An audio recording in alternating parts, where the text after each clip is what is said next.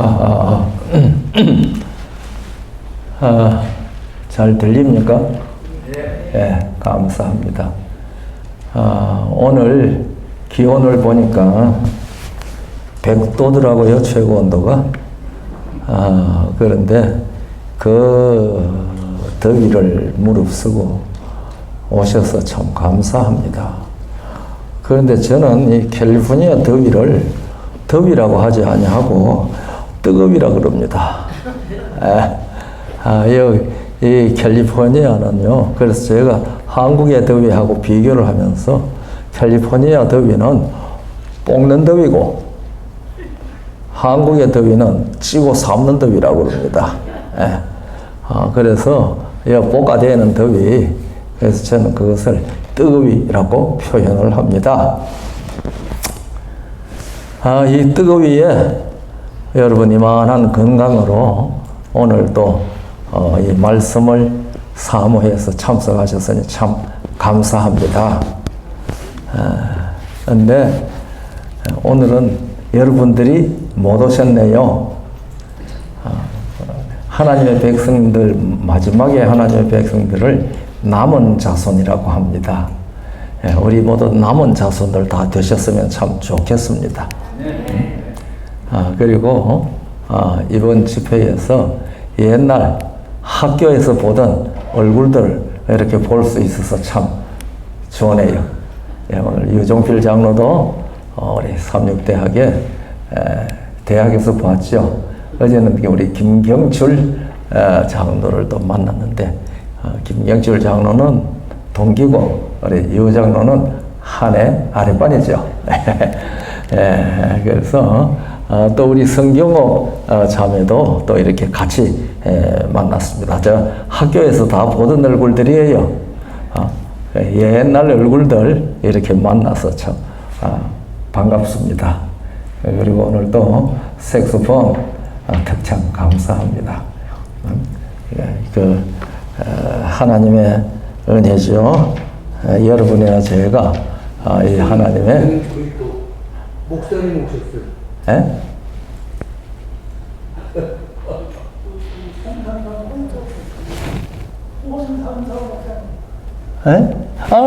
홍 목사님이세요?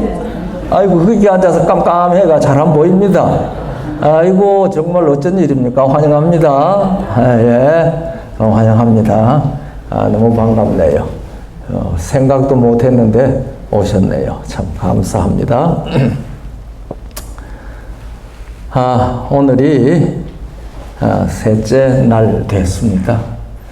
우리가 어떤 사람이 되어야 마땅하냐라고 하는 총 제목으로 우리가 말씀을 듣고 있습니다. 성령께서 교회들에게 하시는 말씀을 듣고 있습니다.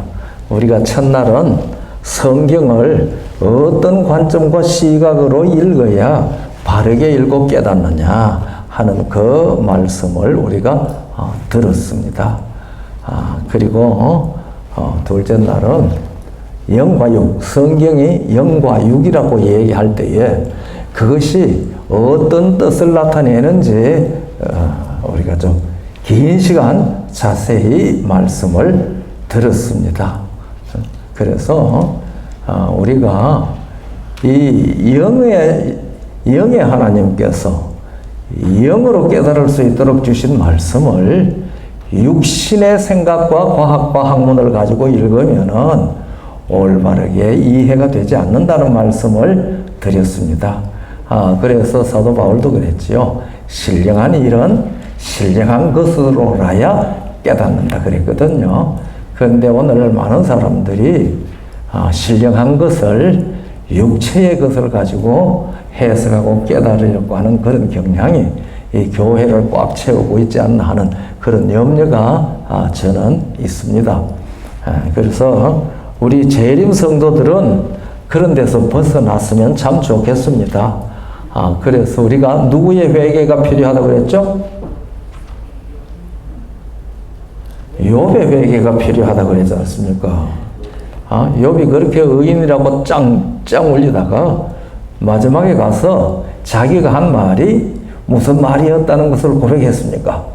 무지한 말로 이치를 어둡게 하는 자가 누구니까? 내가 알지 못하는 것을 얘기했습니다. 그렇게 하나님 앞에 고백하면서 회개했습니다. 그건 뭔가 하면은 욥의 신앙관, 하나님 신관, 하나님 관이 바뀐 겁니다. 예? 그런 회개를 하기 전에 욥은 하나님을 권선지각하고 그 뭐라 그러지 인과응보 그렇게 하시는 하나님으로 믿었습니다.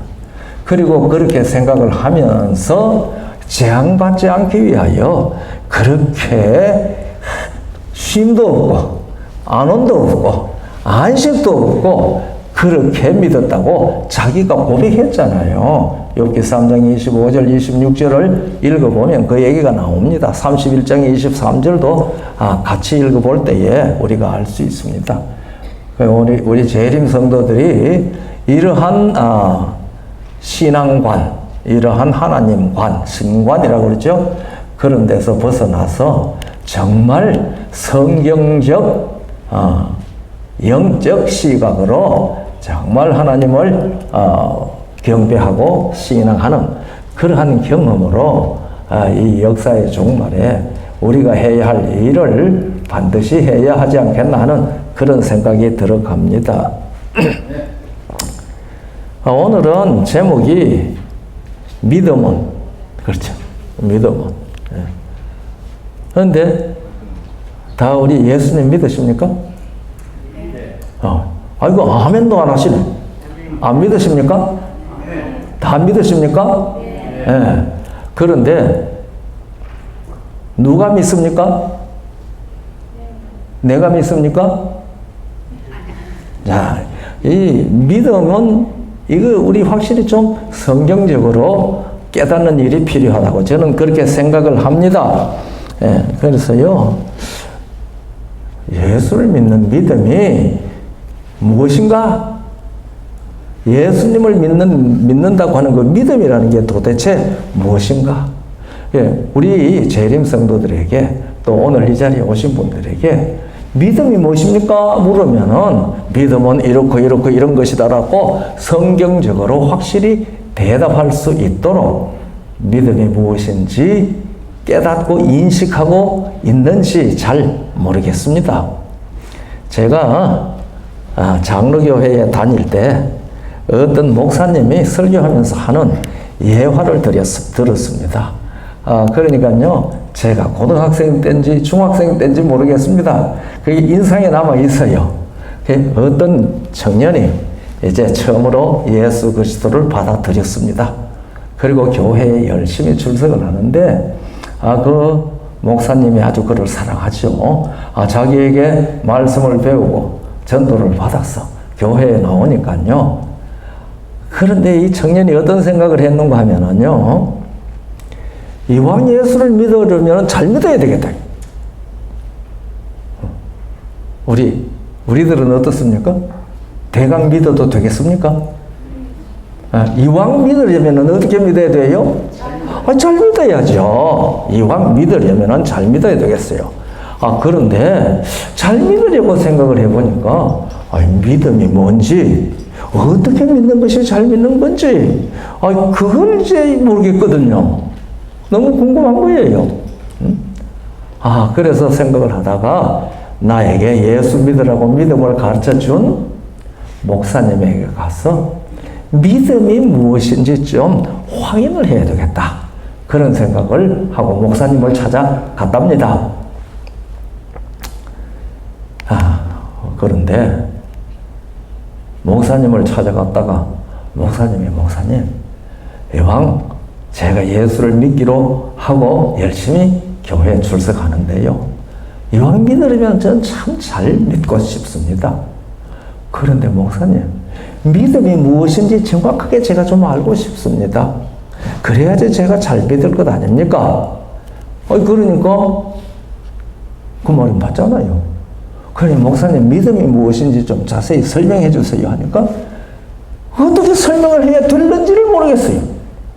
목사님이 잘 믿으라고 하고 설교할 때도 예수 잘 믿으라고 얘기를 하는데 어떻게 믿는 게 예수를 잘 믿는 건지, 이게 믿음이라는 게 추상명사지 않습니까? 추상 명사들은 우리가 구체적으로 이해한다는 일이 쉽지 않습니다. 예? 그래서 목사님이 가슴이 철렁 내려앉았어요. 그러면서 자기가 예수 잘 믿으라고 이때까지 얘기를 했는데 이런 질문에 확실한 대답을 준비도 하고 있지 않다는 사실을 깨달은 겁니다. 그래서 이 목사님이 생각을 하다가 내가 믿음이 뭔지 가르쳐 드릴게요. 그럼 좀 날 따라오십시오. 그리고 이제 목사님이 청년을 데리고 어디로? 날 따라오십시오. 앞으로 걸어갑니다. 그러니까 청년이 생각할 때에 믿음은 집안에서 가르쳐 주는 것이 아닌가 보구나. 이거는 밖에 나가서 배워야 되는가 보구나. 하고서 이제 뒤에 따라갑니다. 따라가는데 어디로 올라가는 거 하니까 산으로 올라가요. 제가 오늘 새벽에 우리 목사님 따라서 산 꼭대기 올라갔다 왔어요. 그런데 산으로 올라갑니다. 산으로 올라가는데 이제 산에 꼭대기에 왔어요. 꼭대기에. 아이고 목사님 이제 산 꼭대기까지 왔는데 이제 여기서 가르쳐 주시면 안 됩니까? 그러니까 목사님이 아니요 아직도 좀 더 가야 합니다. 그러고서 이제 꼭대기에서 일로 내려가는데 그 낭떠러지에 갔어요.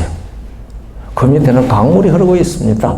제가 이거 장로교회 다닐 때 들은 얘기입니다.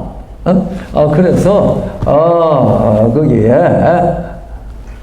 이제 낭떠러지에 가서 썼어요. 이제 이 믿음은 낭떠러지에 서서 그때 배워야 되는 것이구나. 이제 그런 생각을 하고 똑바로 서서 자 목사님 이제 여기까지 왔으니까 내게 믿음이 무엇인지 잘 가르쳐 주십시오. 그렇게 이제 얘기를 했어요. 그러니까 목사님이 가르쳐 드릴게요. 그런데 그 낭떠러지에 소나무가 하나 자랐는데 이렇게 강쪽으로 뻗어서 자란 거예요. 이렇게. 그러니까 자 믿음이 무엇인지 가르쳐 드릴 테니까 여기에 올라가십시오. 아이고 믿음이 뭔지 배우는 것이 이렇게 어렵네. 이거 그래도 자기는 배워야 되겠으니까 알아야 되겠으니까 그래서 올라갔답니다. 올라가서 나무에 올라가서 자 목사님 이제 나무에 올라왔습니다. 떨어지면 그 흔히 하는 소리로 천길 낭떠러지 강물 속으로 빠지는 겁니다. 그런데 거기에 가지가 하나 강적으로 이렇게 뻗어 있어요. 거기에 매달리십시오. 이 청년이 말입니다. 거기 매달린 거예요. 매달렸더니 매달리고 자 목사님 이제는 가르쳐 주십시오 하니까 한 팔을 한 손을 놓으십시오. 믿음이 무엇인지 배우는 게 이렇게 어렵구나. 그래가지고서 한 손을 놓았어요. 놓고는 자 이제 목사님 제 한 손 놓았습니다. 믿음이 무엇인지 가르쳐 주십시오 하니까 한 손 맞아 놓으십시오. 그러니까 화가 여기까지 났어요. 그래서 올라와가지고 목사님 멱살을 탁 잡았어요. 당신 날 예수 믿으라고 그러더니 믿음이 무엇인지 모르니까 오늘 날 물에 빠져 죽으라고 한 소리요. 거기 떨어져서 내가 그 손을 놓으면 떨어져 죽잖아요. 그러니까 목사님이 믿음은 놓으면 죽는 겁니다. 그렇게 대답을 했답니다. 믿음은 놓으면 죽는 겁니다. 이거 참 대답은 맞기는 맞아요. 우리는 예수 믿는 믿음을 놓으면 죽어요. 그렇다고 그게 믿음이 무엇인지 대답이 됐습니까? 여러분 생각은 어때요? 그러면은요, 여러분들이 누가 물으면, 믿음이 뭡니까? 아니야. 믿음은 놓으면 죽는 겁니다. 그러면은, 그 사람이 알아듣겠습니까? 그러니까, 우리가 믿음이 무엇인지 성경이 설명하는 걸 성경적으로 깨닫는다는 일은 우리에게 할 만한 일이라고 저는 그렇게 믿습니다. 그래서 나에게 내가 믿는 믿음이 무엇인지 스스로 설명할 수 있어야 하고 성경적으로 그리고 다른 사람이 물을 때에 성경적으로 예수 믿는 믿음이니까 믿음은 이렇고 이런 것입니다 하고 대답해 줄 수 있는 성도들이 되어야 되지 않겠습니까? 네. 자, 우리가 다, 저나 여러분들이 그렇게 되기를 바라는 마음이 간절합니다. 예. 저도 믿음이 무엇인지 배워야 되지 않겠습니까? 그런데요, 이 예수님은요, 이런 말씀을 하셨거든요. 믿음이 큰 자요. 믿음이 크도다. 그렇게 말씀하셨죠? 그리고 또, 믿음이 적은 자들아. 그런 말씀도 하셨죠? 그러면 이걸 보면 큰 믿음도 있고, 적은 믿음도 있다는 사실을, 우리는 예수님이 하신 이 말씀을 통해서 알 수 있습니다. 그럼 큰 믿음은 어떻고 적은 믿음은 어떤 믿음입니까? 그 믿음은 달아보거나 재볼 수 있다는 뜻이 되지 않겠습니까? 그런데요, 제가 성경을 쭉 살펴보니까요, 이 큰 믿음이라는 말을 들은 사람들은 주로 이방인들입니다. 또 백부장, 그렇죠? 그 다음에 누구죠? 수르보니게 여인, 가나안 여인, 이런 사람들이 예수님께서 믿음이 크다. 그렇게 말씀하셨어요. 그런데 믿음이 적다는 얘기는 누구한테 하셨어요, 주로? 제자들한테 했어요, 제자들한테. 그래서 저는 이게 이렇게 선명한 대조다. 이방인들은 예수님에게 왔을 때에 네 믿음이 크도다. 그렇게 말씀하셨습니다. 백부장에게 예수님께서 그렇게 내가 이스라엘 중에서 이만한 믿음을 본 일이 없다. 제가 어떤 성경 수수께끼를 내놓은 책을 읽어보니까요, 성경 수수께끼. 큰 믿음을 숫자로 표현하면 얼마입니까? 하고 적어놨어요. 큰 믿음을 숫자로 표현하면은, 얼마입니까? 모르겠어요. 저도 모르겠더라고요. 그 답을 보니까, 이만한 믿음, 2만1. 큰 믿음을 숫자로 표현하는 것은 2만1이래요. 이만한 믿음이지. 그래서 제가 그걸 읽고, 그거 참, 그런 것만 찾아내는 사람도 있구나. 내가 이스라엘 중에서 이만한 믿음을 보지 못했다고 예수님께서 그렇게 말씀을 하셨는데요. 예수님께서 오늘날 나는 재림 교인들 중에서 이만한 믿음을 보지 못했다는 말씀을 하신다면 얼마나 우리가 부끄럽습니까? 그리고 예수님의 제자들에게 베드로가 물에 빠져갈 때에요, 나 죽겠나 해도 구원하소야 하니까 믿음이 적은 자예요. 그렇게 말씀하셨어요. 그리고 떡 가지고 제자들이 무슨 소리 할 때에 또 그랬어요. 떡 5개와 물고기 2마리로 내가 몇 명 먹였느냐? 떡 7개와 물고기 2마리로 몇 명이 먹었느냐? 믿음이 적은 자들아. 내가 너희에게 말하는 것이 어떻게 먹는 거 떡 가지고 그렇게 하는 얘기냐?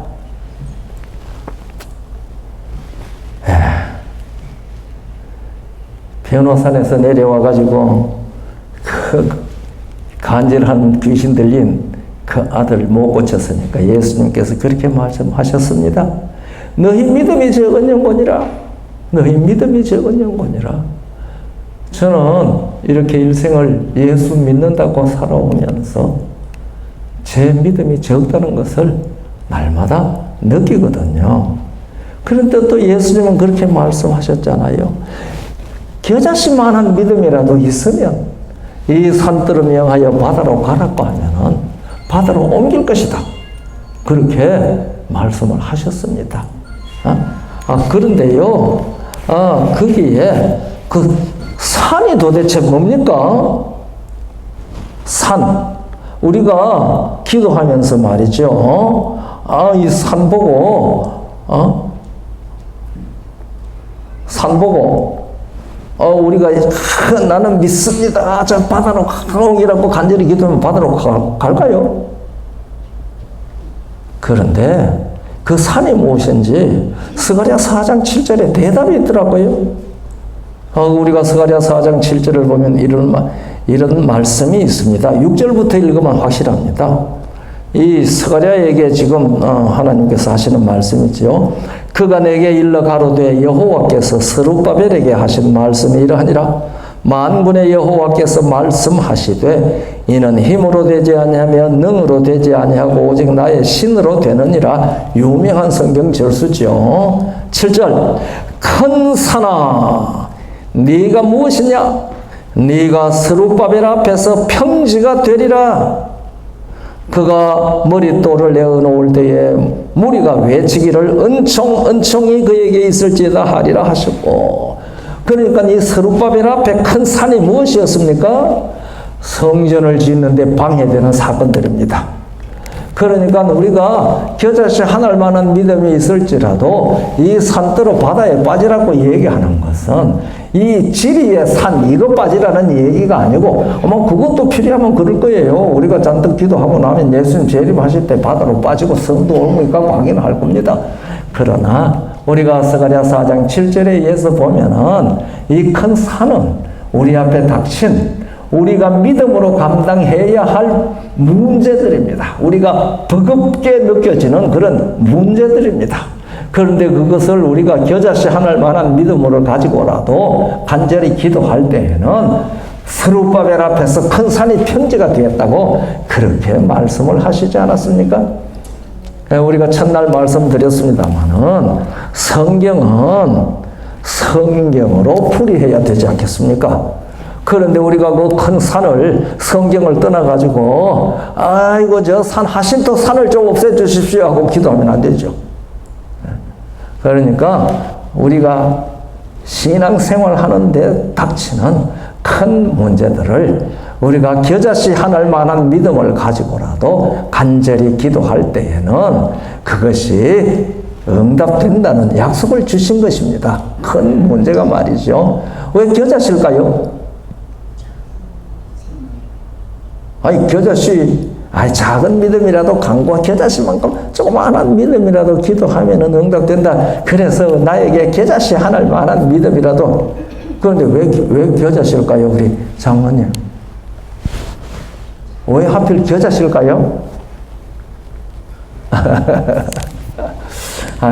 여러분들이 어제 말씀을 잘 기억하셨으면 대답이 나올 것 같기도 한데요. 겨자씨에는 뭐가 있어요? 생명이 있죠. 생명이. 무슨 믿음? 생명 있는 믿음은 이룬다 그 말입니다. 여러분, 야고보서는 우리에게 뭘 얘기해요? 로마서는 우리에게 뭘 이야기한다고 그렇게 우리는 늘 배웠습니까? 사도 바울은 로마서를 통해서 믿음을 강조하고 야고보는 야고보서를 통해서 뭘 강조해요? 행함을 강조한다. 그래서 믿음과 행함은 우리 같이 가야 한다. 저 그렇게 배웠어요. 그리고 주석에도 그렇게 썼어요. 저 그렇게 믿었죠. 그거 배웠으니 믿었죠. 그 믿었으니까 제가 그렇게 알았습니다. 그런데요. 한날 야고보서를 공부를 하다가 제가 화들짝 놀랐어요. 이거 아닌데. 우리 야고보 2장 17절부터 보면 그 얘기 나오지 않습니까? 행함이 없는 믿음은 그 자체가 죽은 것이라. 행함이 없는 믿음은 죽은 것이라고 그랬습니다. 영혼 없는 몸이 죽은 것 같이 행함 없는 믿음은 그 자체가 죽은 것이라. 우리가 지금 그 성경 구절을 읽을 때에 우리 눈에 초점이 어디가 있습니까? 우리 이장로님, 행함이 없는 믿음은 그 주체 자체가 죽은 것이라고 하는 거, 우리 이 진호 장로님, 우리 그 읽을 때 우리 눈이 초점이, 의식의 초점이 어디가 있는 것 같아요? 행함에 가가 있어요. 행함이 없는 믿음. 그런데 제가 그날 이 야고보서를 읽다가 화들짝 놀란 이유는 저도 그 구절을 읽을 때마다 내 초점이 어디 가가 있었어요? 행함에 가가 있었어요. 행함이 없는 믿음. 그런데 그날 읽다가 제가 놀란 이유는 그 초점이 죽었다는 것에 간 겁니다. 행함이 없는 믿음은 그 자체가 죽었다. 그때 제가 무릎을 탁 치고요. 내가 참 성경을 잘못 읽었구나. 그러니까 야고보는 거기서 얘기하는 게요, 행함을 얘기하는 게 아니고 살았나 죽었나를 묻는 겁니다. 예. 그러면은 생명 있는 믿음은 무엇을 낳게 되어 있습니까? 행함을 낳게 되어 있습니다. 그래서 야고보서는 행함을 강조하는 성경이 아니라는 사실을 그날 제가 문득 그렇게 깨달았습니다. 그리고 얼마나 감사했는지 모릅니다. 그러니까 믿음도 무슨 믿음이 있고 무슨 믿음이 있어요? 죽은 믿음이 있고 산 믿음이 있습니다. 그 죽은 믿음에게는 뭐가 안 나와요? 삶이 없어요. 삶이. 그러나 산 믿음에게는 그 믿음에게서 뭐가 나와요? 삶이 나옵니다. 생활이 나옵니다. 우리 성도들 산 믿음을 가졌습니까? 죽은 믿음을 가지고 있습니까? 예. 그래서 내 믿음이 죽었나 살았나 하는 것을 재볼 수 있는 게 무엇으로 나타난다고 야고보가 얘기한 거예요? 행함으로 나타난다고 얘기한 겁니다. 제가 깨달은 것이 성경적인 것 같습니까? 예, 저는 그렇게 깨달았습니다. 그래서 우리는 이 시간에 성경에 가르치고 있는 그 믿음이 무엇인지 성경 말씀을 통해서 우리가 좀 구체적으로 점검해 볼 필요가 있다고 생각을 해서 믿음은이라고 하는 제목으로 오늘 성령께서 교회들에게 하시는 말씀을 함께 듣습니다. 우리가요, 아이고 그 사람은요 콩으로 파트로 메주를 쓴다고 해도 믿을 만해, 이런 말을 흔히 하더라고요. 예. 어떻게 그런 말을 할 수 있습니까? 예. 이제 홍 목사님이 하는 말은 파트로 메주를 쓴다고 해도 믿을 만해, 그 얘기를 할 때에 어떻게 그런 말이 나올 수 있을까요? 내가 생각해 보니, 그 사람 인상을 보니 그럴 것 같다, 그런 겁니까? 아니죠. 그럼 뭐예요? 내가 그걸 뭐 해보니, 이때까지 겪어보니, 그 사람 말은 전부 다 사실이야. 그러면은요, 믿음은, 내가 그 사람을 믿는 믿음은 나한테서 나온 겁니까? 그 사람이 내게 준 겁니까? 한번 생각해 보세요. 아이고, 내가 그 사람을 믿는다. 그러면 그 믿음이 나한테서 나온 겁니까? 그 사람이 나에게 그 믿음을 준 겁니까? 장모님. 그 사람이 나한테 준 겁니다. 이 세상에서도요, 사람과 사람 사이에 믿는 믿음이라도 다 그것은 상대방이 나에게 믿을 수 있도록 해 준 겁니다. 그런데 우리는 다 내가 믿는 줄로 알거든요. 사람 사이에 믿는 믿음은 그래 생각 안 해. 그 사람 뭐 있다? 신용이 있다? 그 사람 신용 없어?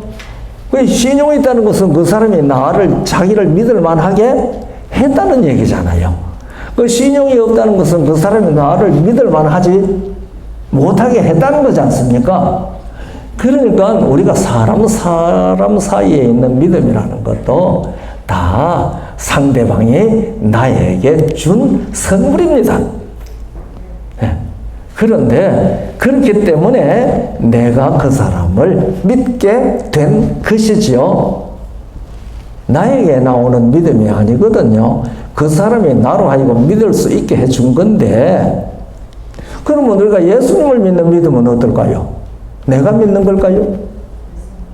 그러면은요, 내가 믿는 것이 아니라 예수께서 믿음을 우리에게 주신 것이죠.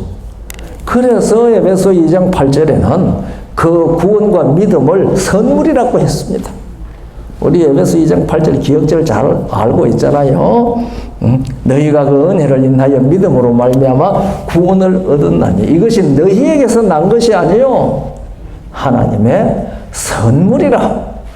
그런데 9절에는 행위에서 난 것이 아니니 이는 누구든지 자랑하지 못하게 함이라고 했는데요. 믿음과 구원은 다 예수께서 우리에게 주신 선물입니다. 그런데 오늘 우리는 예수님을 믿는 믿음을 얘기할 때, 와, 그 사람 참 믿음 좋다. 아니, 나는 왜 이렇게 믿음이 없노? 이런 얘기 잘 하잖아요. 아니, 그러면 그게 나한테서 나온 믿음으로 착각하고 사는 것 아닙니까? 오늘날 우리 재림 성도들이 내가 믿는 믿음이 나한테서 나온 것이라고 혹 착각하지 않습니까? 오늘 우리가 성경에 가르치는 이 믿음에 대해서 성경이 가르치는 확실한 증거를 얻을 수 있다면 다 같이 은혜를 누리게 될 것이라고 생각을 합니다. 이 성경에 헬라 말로 믿음이라는 것에 이루고 있는 단어가 세 가지가 있습니다. 명사와 동사와 형용사가 있습니다. 명사는 피스티스, 동사는 피스튜오, 그리고 형용사는 피스토스입니다. 피스는 똑같습니다. 피스티스, 피스튜오, 피스토스 그렇거든요. 그런데 이 피스튜오 믿는다, 그리고 피스티스 믿음, 그 다음에 피스토스 믿을만한, 믿음직한 그런 뜻입니다. 이 피스토스는 우리 성경에서 주로 미쁘다, 신실하다 그렇게 번역되어져 있습니다. 그리고 이 피스티스는요 충성이라고도 번역되어 있습니다. 우리가 성령의 열매에 대한 9가지 성질을 쭉 얘기하면서 거기에 믿음이라 충성이라는 말이 나오지요. 충성, 온유와 충성, 그때 충성과 온유와 절제니 충성, 그게 피스티스입니다. 믿음입니다. 그러니까 이 피스티스라는 말은 충성이라고도 번역됐고요. 그런데요, 피스튜오 믿는다. 이 말씀이 어떻게 기록되어져 있는지, 뜻이 어떻게, 요거 알면은 믿음이 무엇인지 좀 구체적으로 이해하는 데 도움이 된다고 저는 그렇게 생각을 합니다. 누가복음 16장 11절요. 너희가 만일 불의한 재물에 충성치 아니하면 누가 참된 것으로 너희에게 맡기겠느냐. 여기에 어떤 것이 믿음과 관련된 말일 것 같아요? 피스튜오와 관련된 말일 것 같아요. 이부장로님. 내가 이게 귀가 먹어가지고 밑에서 그냥 입만 달싹하면 못 듣거든요. 그러니까요. 이 말씀 가운데 너희가 만일 불의한 재물에 충성치 아니하면 누가 참된 것으로 너희에게 맡기겠느냐. 여기에서 어느 말이 피스튜오를 번역한 말일까요? 홍 집사님. 맡기겠느냐. 맡기겠느냐. 의문문으로 나왔죠. 그러니까 피스튜오에는 맡긴다는 뜻이 있습니다. 그러니까 예수님을 믿는다라고 하는 말은 예수님에게 자기를 맡겨 버린다는 말입니다. 우리 성도 여러분들, 우리 믿음이 큽니까? 그래서 저는 믿음이 큰 사람은요, 완전히 자기를 맡긴 사람입니다. 100% 맡긴 사람입니다. 그 사람은 예수님께서 믿음이 크다, 그렇게 말씀하실 겁니다. 그런데 적은 믿음은요, 50%만 맡기든지 70%만 맡기든지 자기를 맡기기는 맡기는데 100% 안 맡기는 믿음이 적은 믿음입니다. 그러니까 예수님의 제자들이 예수님을 따라다니는데 자기를 예수님에게 100% 못 맡기고 있었다는 말씀을 예수님이 하시는 겁니다. 그런데 이 가나안 여자나 수르보니게 여인이나 그 다음에 이 백부장이나 이런 사람들은 예수님이 말씀하니까 그거 100% 다 믿었습니까? 이 백부장은 특별히 그랬죠. 내 집에 오시는 걸 감당하지 못합니다. 나도 남의 수하에 있고 내 밑에도 군사가 있습니다. 내가 그에게 가라 하면 가고 오라고 하면 하고 이것을 저것을 하라고 하면 하나이다. 말씀만 하옵소서. 그러니까 이 사람은 자기 직업에서 믿음을 배웠습니다. 이 자기의 부하들은 시킨 대로 한 거예요. 물론 안 하면은 뭐 그건 경치지요. 난리가 나니까 그렇기도 하겠죠. 그런데 우리들은 성경이 하라고 했는데 안 해. 그러면 그 사람 믿음이 있는 사람이에요, 없는 사람이에요? 자기 똑똑해가지고 자기 생각대로 하는 겁니다. 그리고 나서 다 했다고 그래요. 제가 어떤 예화를 읽었는데요. 이런 예화가 있어요. 어떤 아버지가 은퇴할 때가 다 됐어요. 은퇴할 때가 다 돼가지고 이제 은퇴하고 난 다음에 자기가 뭐 할까 하다가 목장을 하기로 했습니다. 그래서 이제 돈을 들여서 목장을 만들었습니다. 목장을 만들고 설계를 해서 그 목장 시설을 하나씩 해가 가는데 회사에서 해외 장기 출장 명령이 나왔습니다. 그러니까 이거 자기가 있으면서 이거 관리해가 다 완성을 해야 되는데 장기 출장의 명령이 나왔으니까 가야 되잖아요. 왜냐면 자기는 회사에 있으니까 남의 수하에 있으니까 가라 하면 가고 오라 하면 와야 되잖아요. 가야 됩니다. 그 걱정을 하는 거 보고 장성한 아들이 아이고 아버지 걱정하지 마십시오. 잘 다녀오세요. 그동안에 제가 이 일을 하겠습니다. 그래서 아들을 보니까 장성해서 장해 보여요. 아이고 네가 그렇게 장성했구나. 그래 나한테 맡기겠다. 그러니까 요 설계대로 한 점 틀리는 것 없이 다 잘 하거라. 신신당부해서 아버지 염려하지 마세요. 제가 그 설계도 다 봤습니다. 그대로 할게요. 그래 안심하고 갔다가 왔습니다. 6개월 장기 출장을 갔다 왔습니다. 갔다 와서 회사에 다녀온 보고를 한 다음에 제일 먼저 어디로 갔겠습니까? 자기 목장이 어떻게 됐는지 갔을 것 아니겠어요? 그러니까 아들이 아버지가 온 걸 알고 이제 아버지 목장으로 오는 걸 알고 목장에 와서 아버지를 기다리고 있습니다. 그러니까 이제 하나씩 쭉 설계도를 보여주면서 얘기 쭉 하는데 참 잘했어요. 그러다가 목장에 있는 우물을 딱 보더니 야, 왜 우물이 여기 있냐? 그랬어요. 그러니까 아들이 아버지 설계도의 우물 위치가 좀 잘못됐어요. 그래서 제가 살펴보니까 우물은 이 자리에 있어야지 이 목장 설계에서 가장 합당한 자리라고 생각을 해서 우물 자리만 제가 변경해서 여기다가 했습니다. 그러니까 네 아버지가 설계도를 땅바닥에 떨어뜨리면서 야 이놈아 너는 어떻게 아버지의 말을 하나도 안 들었냐? 그렇게 얘기를 했어요. 그러니까 이 아들이 깜짝 놀란 겁니다. 아버지 하나도 안 듣다니요. 제가 우물 하나만 요 자리에 했지 않습니까? 그런데 왜 하나도 안 들었다고 그러십니까? 그러니까 내 말을 네가 못 알아들었느냐? 우연히 내가 한 모든 설계가 네 맘에 다 들었지. 네가 우물이 네 맘에 안 드는 것을 네 맘대로 고친 것을 보니 다른 설계도 네 맘에 안 들었으면 네 맘대로 고쳤을 것 아니냐? 그러니까 너는 내 말을 하나도 안 들은 것이다. 우리 재령 성도들은 어떻습니까? 우리가 하나님의 말씀을 하나도 안 듣는 사람 아닙니까? 성경에 있는 어떤 말씀은 내 마음에 맞으니까 듣고 어떤 말씀은 내 마음에 안 맞으면 안 듣고 그렇게 생활하는 것은 100% 자신을 하나님께 맡기지 아니한 믿음입니다. 그래서 믿음이 적은 자라. 저도 일생을 살펴보면요 믿음이 적은 자입니다. 그래서 맡겼다가 도로 찾고 맡겼다가 도로 찾고 그렇더라고요. 우리들은 여러분들은 그렇지 않죠? 우리가 맡겨버리는 믿음 이게 쉽지 않더라고요. 지금도 그래요. 지금도.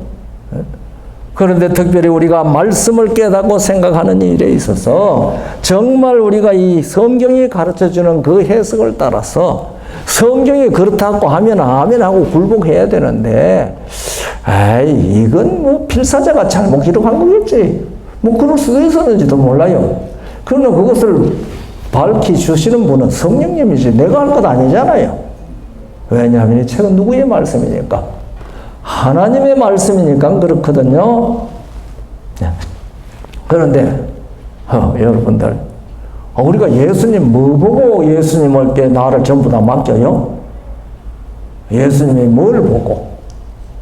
우리가 요한복음 6장 28절로 30절을 보면 그렇습니다. 저희가 못돼 우리가 어떻게 하여야 하나님의 일을 하오리까? 예수께서 대답하여 가라사대 하나님의 보내신 자를 믿는 것이 하나님의 일이니라. 우리 성도들 하나님의 일 열심히 하시죠? 대단. 야, 이거 참 아멘이 너무 아멘이 너무 가난해. 우리 다 하나님의 일을 하시죠? 아멘. 예. 그런데 그 하나님의 일이 뭐 하는 게 하나님의 일이라고요? 하나님의 보내신 자를 믿는 것이 하나님의 일이에요. 우리가 하나님의 일이라고 하면 예배당에 열심히 출석하고 전도 열심히 하고 교회 사업하는 거, 그런 것들을 하나님의 일로 생각하는데 당연히 하나님의 일이기도 하죠. 그러나 예수님께서 하나님의 일이 무엇이라고 우리에게 분명히 가르쳐 주셨습니까? 하나님이 보내신 자를 믿는 것이라고 가르쳐 주셨습니다. 그러니까 30절에 저희가 못돼 그러면 우리로 보고 당신을 믿게 행하시는 표적이 무엇이니까? 하시는 일이 무엇이니까? 그러니까 사람들이 예수님을 믿고 싶은데 예수님에게 자기들이 믿을 수 있는 뭘 보여달라고요? 표를 보여달라고요. 표적이 뭐냐고 합니다. 그런데 예수님께서 이때 무엇을 보여주셨어요? 이게 요한복음 6장에 나오는 말씀이거든요. 그러니까 우리가 우리에게 예수님을 믿으라고 할 때 무조건 믿어, 그렇게 하시는 분 아닌 것을 우리는 성경에서 발견할 수 있습니다. 제가요, 개신교회 다닐 때, 우리 교회도 개신교 중에 하나겠지만은요, 목사님들이 무조건 믿어 하는 소리 제가 많이 들었습니다. 무조건 믿어. 여기도 그런 소리 들으신 분들은 없으시나요? 무조건 믿어.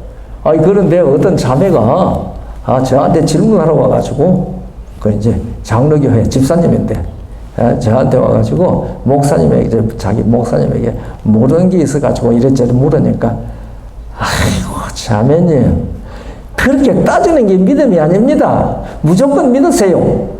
그러더라고요. 그렇게 말하더라고요. 얘기를 합니다. 그러면서 저한테 하는 말이, 그러면 목사님, 무조건 안 믿어지는데 어떻게 무조건 믿어요? 그러더라고요.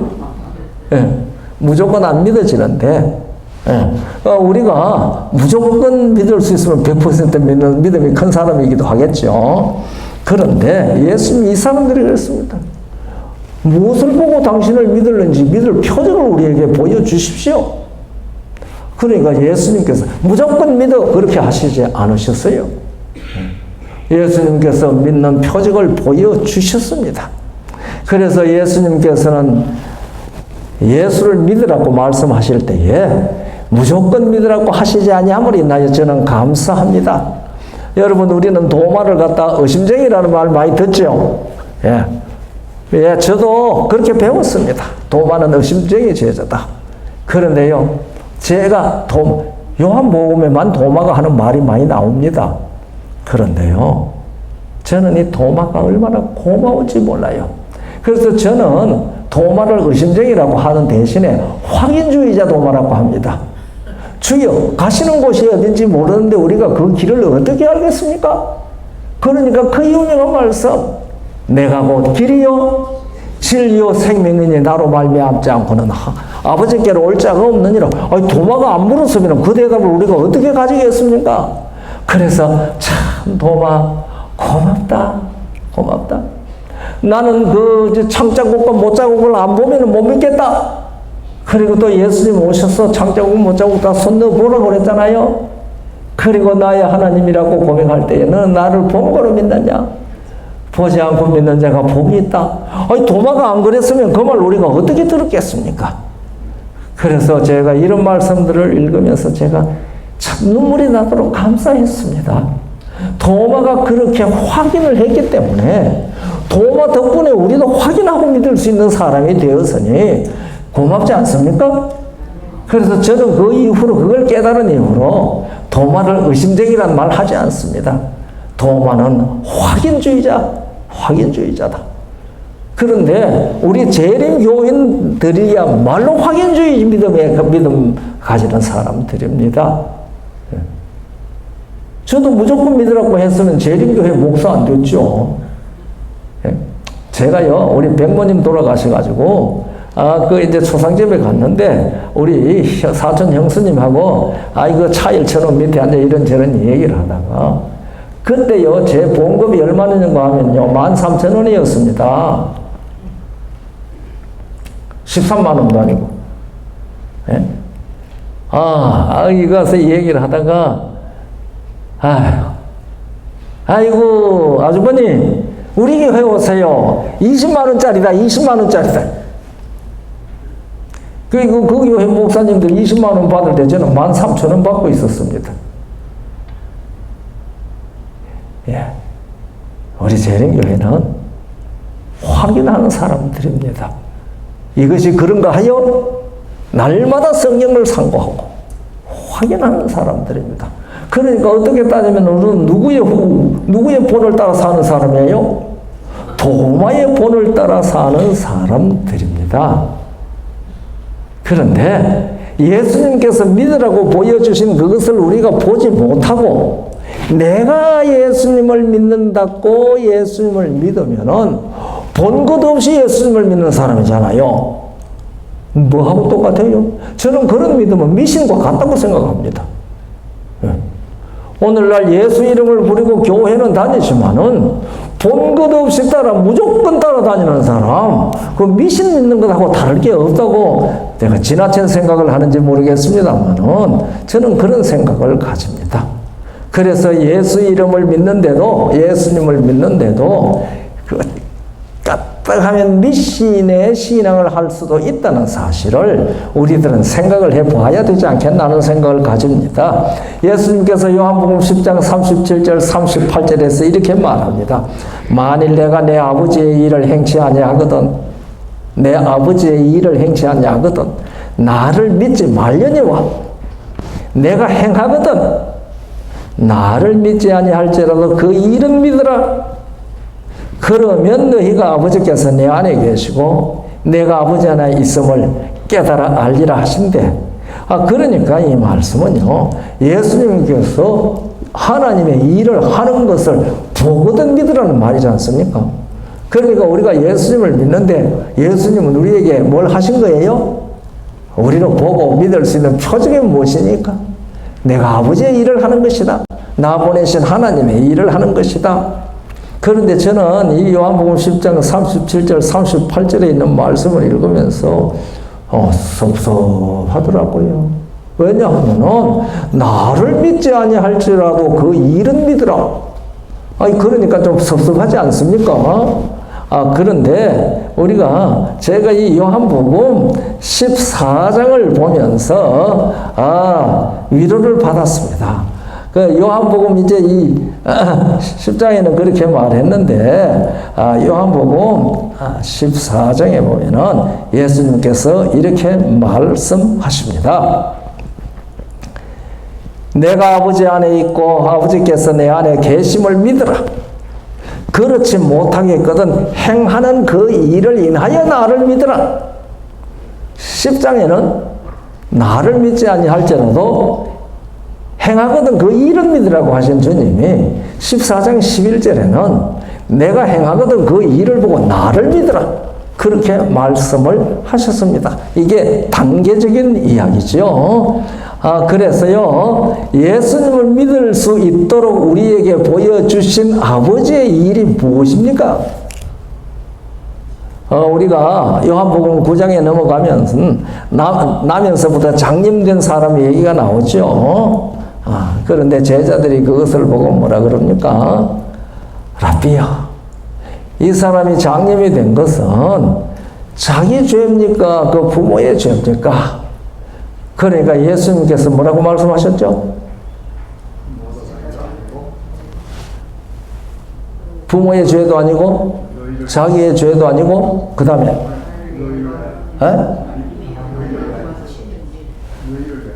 이 장로교회 제가 다닐 때요, 많은 사람들이 이걸 하나님의 영광을 위한 것이라고 그렇게 얘기하더라고요. 우리 중에는 그렇게 말씀하신 분은 안 계시죠?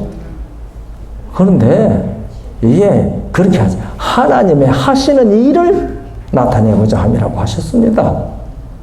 부모의 죄도 아니고 자기 죄도 아니고 하나님의 하시는 일을 나타내고자 함이라. 그래서 그러면 하나님이 당신의 하는 일을 나타내기 위해 가지고 사람을 장님도 만들고 불구자도 만들고 그러시나? 우리가 그렇게 또 생각할 수가 있겠죠. 그러니까 그 말씀의 배경을 우리가 이해할 필요가 있습니다. 이게 하나님의 하시는 일을 나타내는 건데, 지금 이 사람이 나면서부터 장님이 된 것은 누가 해놓은 일이라는 말입니까? 사탄이 해놓은 일이라는 말입니다. 죄가 해놓은 일이라는 말입니다. 우리가 요한일서 3장 8절을 읽어보면은 하나님의 아들이 나타나신 것은 마귀의 일을 멸하기 위한 것이라고 했습니다. 그래서 여기에서 이거는 자기의 죄도 아니고 부모의 죄도 아니고 하나님이 하시는 일을 나타내는 것이라고 한 것은, 하나님께서 뭐 하시는 일을 하신다? 회복하시는 일을 하시는 거예요. 하나님이 회복. 그 얘기를 우리에게 가르쳐 주신 것이거든요. 그래서 예수님께서 이렇게 말합니다. 때가 아직 낮음에 나를 보내시니 이 일을 우리가 하여야 하리라. 밤이 오리니 그때는 아무 일도 할 수 없느니라. 내가 세상에 있는 동안에는 세상의 빛이리라. 예수님을 보내신 분은 아버지 하나님이십니다. 그분이 하신 일은 장님 같은 세상 사람들에게 빛을 비추어서 그들이 눈을 뜨게 하여 빛을 보게 하는 것입니다. 그들이 봐야 할 빛, 그 빛은 무엇입니까? 예수님께서는 제자들에게 너희는 세상의 빛이라고 그랬습니다. 이 말씀 우리가 너무나 잘 알지요. 마태복음 5장 14절부터 16절까지 있는 말씀입니다. 너희는 세상의 빛이라. 산 위에 있는 동네는 가려지지 않는다. 숨겨질 수 없다. 높은 데 있으니까 다 본다. 요새 번역에는요, 산 위에 있는 동네는 드러나지 않을 수 없다. 그렇게 번역을 했어요. 그러니까 우리가 세상의 빛이라면 등경 위에 들고 올라앉으면 다 보잖아요. 그런데 그것이 무엇이라고 했습니까? 착한 행실이라고 했어요. 우리가 세상에 빛을 비추는 모습이 착한 행실입니다. 그런데 많은 사람들은요, 제가 볼 때에 착한 행실을 해서 빛이 되는 것처럼 착각하는 것 같더라고요. 아니에요. 우리가 빛이 되면 그 빛을 비추는 것이 무엇으로 드러난다? 착한 행실로 드러난다. 이게 생명 있는 자가 행한다고 하는 야고보의 기별입니다. 똑같은 기별입니다. 그래서 행함이 없는 자는 그 자체가 죽은 것이라고 우리에게 얘기한 것이거든요. 그래서 우리가 이 빛을 비추어서 비치는 모습이 착한 행실이 드러나면은요, 이게 세상에 생명을 주는 일을 하게 됩니다. 이게 우리가 가지고 있는 믿음의 삶이라고 성경은 우리에게 그렇게 가르쳐 줍니다. 장님의 눈을 뜨게 하신 것은 하나님의 하시는 일이라고 예수님께서 말씀하셨는데요. 착한 행실이 무엇인지 그것은 빛을 비추는 일입니다. 빛을 비추는 일. 여러분 작은 촛불 어린이 노래했죠. 잊어버렸네. 예? 작은 촛불 비추자, 환하게 비추자. 예? 했잖아요. 그 촛불이 자기가 비추려고 노력하는 거 봤습니까? 이 전등불이 자기가 빛이 되어서 비추기 위하여 노력하는 거 봤습니까? 아니에요. 비치니까 그냥 비치는 거예요. 예. 그런데 우리 성도들은요, 이거 비추려고 노력을 너무 많이 해가지고서 지치는 것 같아요. 그래가지고 기쁨이 없어. 아휴, 오늘도 아침에 걸으면서 성화가 무엇이냐에 대한 얘기를 우리가 한참 나누었거든요. 그런데 우리 재림교회는요, 성화되려고 얼마나 애를 쓰는지 몰라요. 왜 그런 거 아니? 성화가 뭔지 몰라서 그래요. 이번 기간에 성화가 뭔지 얘기할 시간이 있는지 제가 그거 잘 모르겠습니다. 그래서 성경이 말한 게 뭔지 알아야 되는데요. 빛이 되면 비춰지듯이 우리가 예수 그리스도의 생명을 소유했으면 생명이 착한 행실로 드러나게 빛을 비추게 되어 있습니다. 이 요한복음 1장 4절에 보니까 그 말씀 나오잖아요. 그 안에 생명이 있었으니 이 생명은 사람들의 빛이라고 그랬습니다. 그러니까 우리 안에 예수 생명이 있으면은 우리에게 뭐가 나오는 거예요? 생명의 빛이 나오는 것입니다. 그러니까 하나님의 일을 하는 것은 이 장님에게 눈을 뜨게 해서 빛을 보게 하는 것이라고 예수님께서 말씀하시지 않았습니까? 그러니까요. 그 말은 세상 사람들에게 생명을 나누어 주는 일, 그것이 하나님의 일을 하는 겁니다. 예수 안에 있는 영원한 생명을 나누어 주는 그 일요. 그래서 그것이 착한 행실로 보입니다. 제가 텍사스에 가서 교회 개척을 한다고 있었는데요. 거기에서 그 어떤 집에 제가 머물렀습니다. 그런데 그 집 안주인이요. 이제 우리 교인이에요. 그런데 저보고 그렇게 얘기해요. 저 앞집에 언니가 사는데 이 언니가 토요일마다 교회를 가더래요. 자기는 일요일 교인인데. 그런데 얼마나 사람이 착하고 선한지. 그 사람을 보면은 나도 저 언니처럼 좀 살았으면 좋겠는데 어떻게 하면 저렇게 살 수 있지? 그런 생각이 들었대요. 그런데 이 언니가 자기 보고 교회 가자 소리 한 일이 없대요. 그런데 그 삶이 너무 좋아서 한 날 언니한테 언니 지금 어느 교회 다녀? 그러니까 나 세븐데이 애드벤티스트 처치에 나간다. 그렇게 얘기를 하는데요. 그렇게 얘기를 하니까 그 교회가 어떤 교회인데 나도 가면 안 돼? 그렇게 얘기를 했답니다. 그러니까 왜 안 돼? 오면 좋지. 그런데 이때까지 왜 한 번도 교회 가서 소리 안 했어? 그러니까 시고 웃기만 하더래요. 그래서 교회 다닌 거예요. 제가 그 개척할 때 그 집에서 계속 머물렀어요. 그게 빛을 비춘 겁니다. 그게 그 사람에게 생명을 나누어 준 겁니다. 이 사람은 그 여자에게, 그 언니라고, 자기를 언니라고 부르는 그 동생에게 교회 가서 소리 한마디도 안 했어요. 자기는 재림교인이라는 말도 안 했어요. 그냥 토요일 날, 안식일 날 교회 출석한 거예요. 그리고 일상 삶이 그 언니 하는 그 사람에게 생명의 빛을 비춘 겁니다. 이게 역사의 종말에 사는 재림 성도들의 신앙입니다. 그래서요, 우리가 예수 그리스도를 주신 그 믿음, 우리에게 보여주신 그 믿음, 그걸 받아서 간직하는 것이 우리가 믿는 겁니다. 그러니까 내 믿음은 어디서 오느냐? 내게서 나오느냐? 아니라는 겁니다. 그럼 그 사람 믿음 좋다. 그 사람 믿음 좋은 거 아닙니다. 그 사람은 예수님이 주신 믿음을 잘 간직하고 그 믿음을 잘 증거하는 거 하고 있는 빛을 비추는 삶을 산 것이죠. 그래서요, 사도행전 17장 31절에는 이렇게 말합니다. 이는 정하신 사람으로 하여금 천하를 공의로 심판할 날을 작정하시고 이에 저를 죽은 자 가운데서 다시 살리신 것으로 모든 사람에게 믿을 만한 증거를 주셨음이니라. 그러니까 하나님께서 우리에게 믿을 수 있는 증거를 주신 것은 그분의 무엇이라고 얘기한 겁니까? 죽은 자 가운데서 부활한 것이라고 얘기를 한 겁니다. 그러니까요, 예수님이 부활하지 아니했으면 예수 믿을 필요가 없습니다. 예수님이 십자가에서 우리의 구원이 완성됐습니까? 많은 사람이 그렇게 말하지요. 그런데 성경도 그렇게 말합니까? 성경 그렇게 말 안 하더라고요. 그러니까 사람들이요, 자기 생각대로 얘기하는 거예요. 뭐대로 얘기 안 하고. 성경대로 얘기를 안 하고 자기 생각대로 자기 믿는 대로 얘기. 그건 자기 믿음이에요. 자, 들어보세요. 고린도전서 15장 16절로부터 19절까지요. 만일 죽은 자가 다시 사는 것이 없으면 그리스도도 다시 사신 것이 없었을 터이요.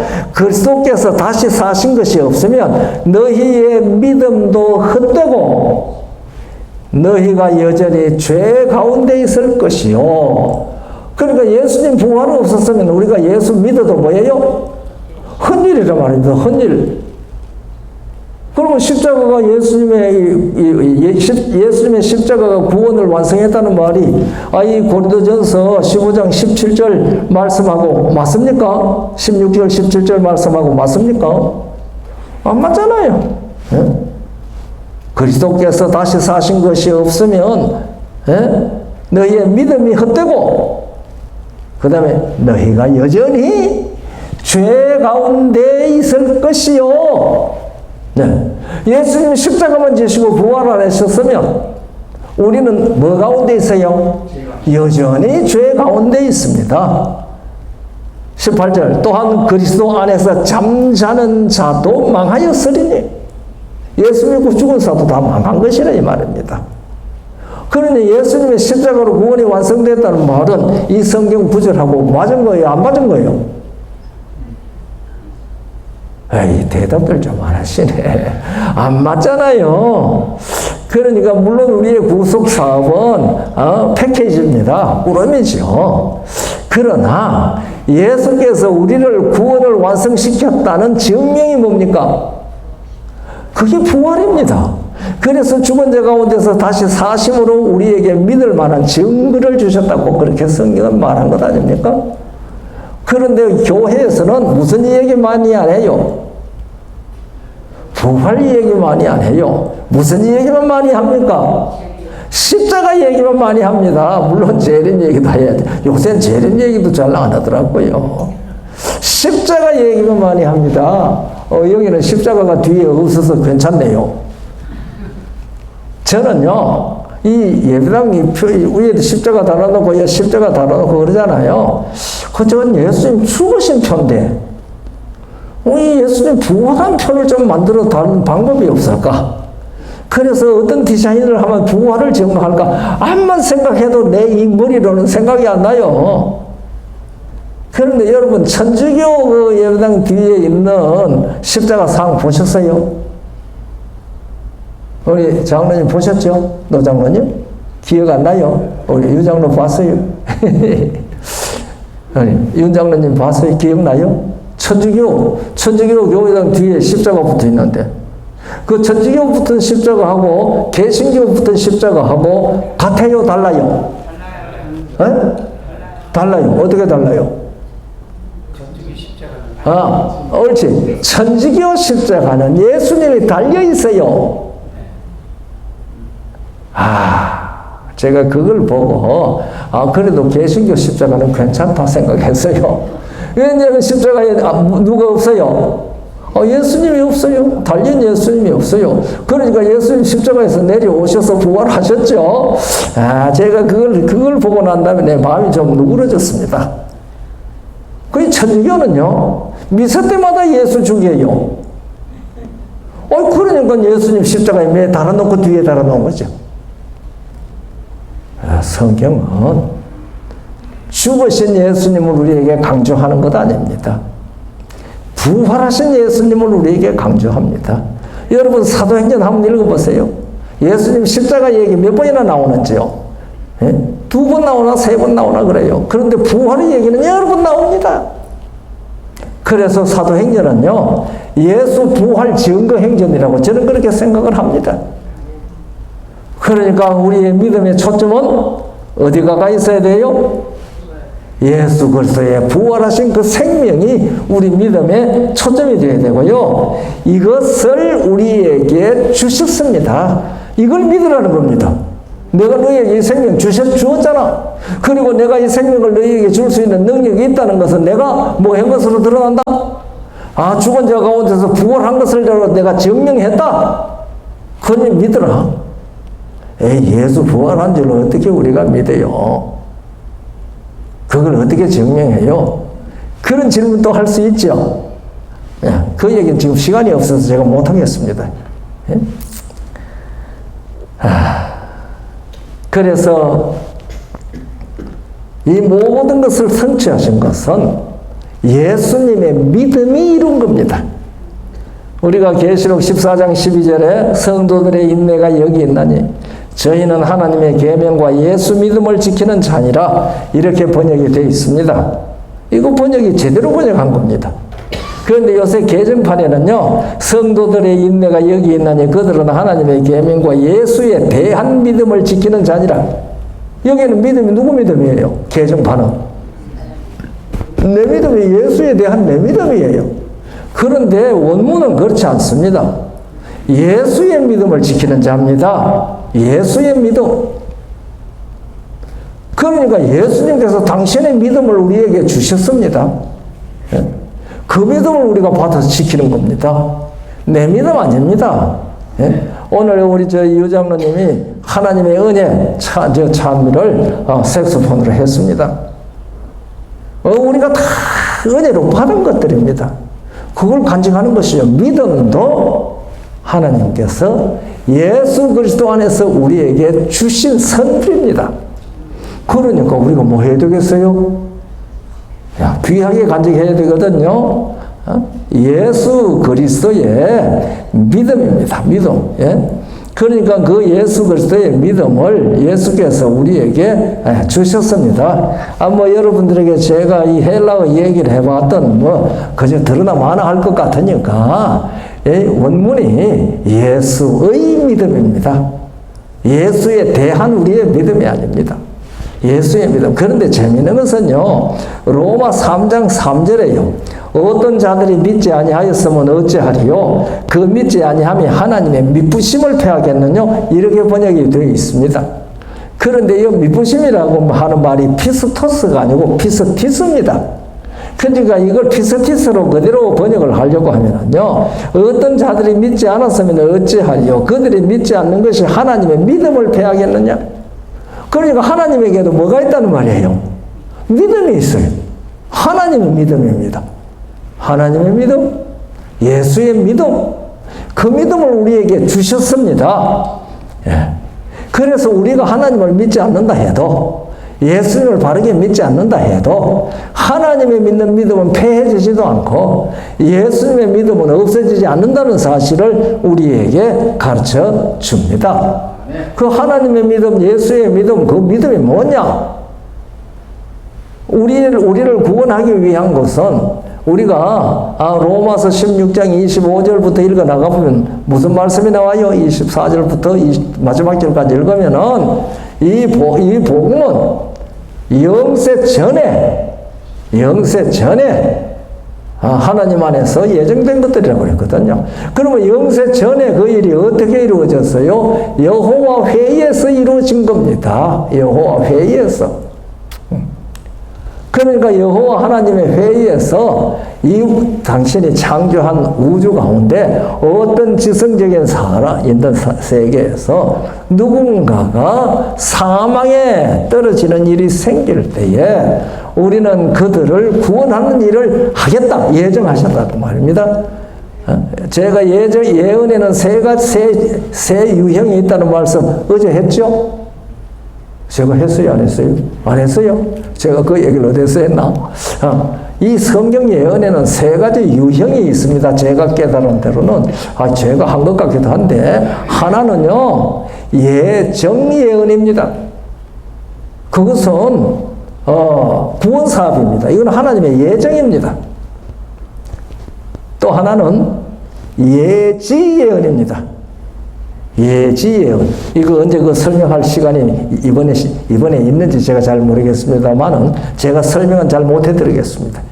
또 하나는 경고 예언입니다. 경고 예언은요, 그 예언대로 되지 말라는 예언입니다. 그런데 대체적으로 예지 예언은 경고 예언에 포함됩니다. 근데, 그게 무슨냐? 그거 지금 대답해 드릴 시간이 없네요. 제가 이제 말씀을 마칠 시간이 가까이 왔는데요. 그래서요. 하나님의 믿음, 예수님의 믿음, 그 믿음을 우리에게 선물로 주시면서 믿으라고 얘기하십니다. 믿을 만한 증명을 보여주시면서 그렇게 하신 겁니다. 예, 그렇게 하고 잘 간직하라, 지키라, 지키라. 그렇게 우리에게 말씀해 주신 것이지요. 그래서 이 히브리 12장 2절에 예수님을 무엇이라고 표현했어요? 믿음의 주라고 얘기했습니다. 믿음의 주요 또 온전하게 하시느니. 그러니까 우리가 예수님이 주신 믿음을 잘 가지고 있으면 그 믿음을 누가 온전하게 해주셔요? 예수께서, 하나님께서 온전하게 해 주십니다. 사도 바울은 이렇게 말하죠. 내가 이 복음을 위하여 선포자와 사도와 교사로 세우심을 입었노라. 이로 말미암아 내가 또 이 고난을 받되 부끄러워하지 아니하면 내가 믿는 자를 내가 알고 또한 내가 의탁한 것을 그날까지 그가 능히 지키실 줄을 확신함이라. 예. 그러니까 바울은 자기가 믿는 자를 알았습니다. 우리도 이제 잘 압니까? 내가 믿는 자가 어떤 분인지 잘 압니까? 그래서 바울은 자기를 어떻게 했어요? 그에게 뭐 했어요? 의탁한 거. 뭘 의탁했어요? 자기를 100% 맡겨버렸단 말입니다. 그게 바울. 그 믿음을 잘 지켰어요. 그러니까 그것을 언제까지 누가 지켜주실 것이다? 그분이 지켜주실 것이다. 정말 이 역사의 종말의 때에 예수께서 우리에게 당신의 믿음을, 아버지 하나님의 믿음을 성령을 통하여 우리에게 주셨으니까 그 믿음을 잘 간직하고 지켜야 합니다. 그런데 이거 지키는 일이 그리 쉽습니까? 누가 자꾸 공격하는데 어떻게 하든지 우리로 하여금 이 믿음을 포기하게 하기 위하여, 믿음을 변질시키기 위하여 사탄이 얼마나 열심히 공격하는지 모릅니다. 그러니까 우리는 이 공격에 노출되어 있는 사람입니다. 그러니까 갑옷을 입혔잖아요. 제가 다음 어느 시간에 그 얘기 할 것 같기도 한데요. 저는 우리 진정한 그리스도인은 죄를 짓는 자입니까? 죄 안 짓는 자입니까? 이 대답이 어렵죠. 그런데 성경은 요한일서 3장 9절에는요. 하나님께로서 난 자마다 죄를 짓지 아니야. 하나님의 씨가 그 속에 있으며 그 다음에 뭐라고 그랬어요? 그가 죄를 짓지 못하는 것은 하나님께로서 났음이라. 그러니까 진정한 그리스도는 죄를 뭐 하는 사람? 안 짓는 정도가 아니고 못 짓는 사람이에요. 그러면 우리는 뭐 하는 사람이에요? 우리 만날 죄 짓는다고 그러잖아요? 죄 짓는다. 아까 제가 하나님이 우리에게 뭐를 입혀놓으셨다가 주신 믿음을 잘 지키기 위하여 무엇을 입혀놓으셨다고 그랬어요? 하나님의 전신 갑주를 입혀놓았어요. 그 갑옷은 누가 입는 옷이에요? 싸우는 사람이 입는 옷입니다. 전장에. 그러니까요. 진정으로 거듭난 그리스도인은 죄를 짓는 사람이 아니고 죄와 더불어 싸우는 사람입니다. 여기 오기 전까지 하루 동안 죄와 안 싸우셨어요? 싸우셨어요? 안 싸우셨어요? 싸웠죠? 이겼어요? 졌어요? 예. 졌어요. 예? 시편에 다윗이 그렇게 말했죠. 죄악이 나를 이기어 싸우니. 죄악이 나를 이기어 싸우니. 제가 장지를 까먹었네요. 한번 찾아보세요. 죄악이 나를 이기어 싸우니. 이 스마트폰에서 성경 찾아가고 딱 치면 나옵니다. 그 죄악이 나를 이겼어요. 작은 불과 성도가 싸워서 누가 이겨요? 작은 불이 이겨요. 바다 짐승에 나와서 성도가 싸워서 누가 이겼어요? 바다 짐승이 이겼어요. 그런데 죄 안 지으면은, 안 싸우면은 뭐도 안 입어요. 상처도 안 입어요. 우리가 죄 짓는다는 것은 죄와 싸우다가 입은 상처들입니다. 우리가 죄 짓는 게 아니고 죄의 세력의 공격에 상처 입은 겁니다. 만약에 상처가 하나도 없다면은 죄가 공격할 때 한 번도 대응 안 하고 뭐한 사람들이에요? 항복한 사람입니다. 항복한 사람. 네. 그래서 그 얘기하면 얘기가 좀 빗나갑니다. 이제 내가 이 얘기를 끝내야 되거든요. 그래가지고 우리는 이 믿음이 내 것이 아니라는 사실을 오늘 깨닫기를 바라고 지금 이 말씀을 드리는 겁니다. 믿음은 예수님의 믿음이요. 믿음은 하나님의 믿음이요. 그래서 예수 그리스도가 사람이 되어, 말씀 하나님이 사람이 되어 이 땅에 오셔서 구원을 이룰 때에 구원을 얻을 사람이 생육하고 번성하여 충만할 것을 믿으신 겁니다. 그 믿음을 실천하신 겁니다. 우리 아버지 하나님과 우리 주 예수님에게 그 믿음이 없었으면 왜 와서 십자가 지셔요? 그래서 우리가 믿지 아니한다고 하나님이 그 믿음이 패해지느냐? 천만에요. 하나님은 당신의 약속에 신실하십니다. 그래서 예수님을 이 땅에 보내셔서 그 믿음대로 일하셨고 그 믿음을 당신이 죽은 자 가운데서 부활하시는 일을 통해서 내가 행하거든 믿으라고 우리에게 선물로 주신 겁니다. 그러니까 우리는 이 믿음이 내 믿음이 아니라는 사실을 우리는 알아야 합니다. 예수 믿음을 지키는 자들입니다. 사도 바울은 내가 선한 싸움을 싸웠어요. 나의 달려갈 갈 길을 마치고 믿음을 지켰다고 디모데후서 4장 7절에 고백하지 않았습니까? 아무쪼록 우리 성도들도 이 믿음을 지키는 그 삶이 생명을 계속 유지하는 삶입니다. 그래서 우리가 유다서 3절에 보면은 성도에게 단번에 주신 믿음에 도라고 그랬습니다. 주신 믿음, 성도에게 단번에 주셨어요. 그래서 하나님께서 우리에게 주신 믿음이기 때문에 이 믿음은 어떤 믿음일까요? 자, 제가 이제 이 말씀 드리고 이 얘기를 마치려고 합니다. 하나님이 우리에게 단번에 믿음을 주셨어요. 어느 아버지 하나님의 믿음이요? 예수 그리스도의 믿음이요? 성령으로 우리에게 주신 믿음입니다. 그러면 그 믿음이 어떤 믿음일까요? 지극히 거룩한 믿음입니다. 내 믿음이 뭐 그래 지극히 거룩하겠습니까?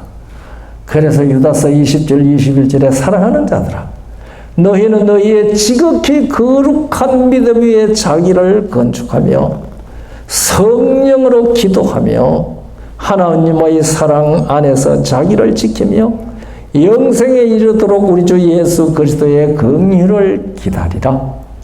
그래서 우리의 믿음은 그래서 지극히 거룩합니다. 제가 이 유다서 20절 21절을 읽으면서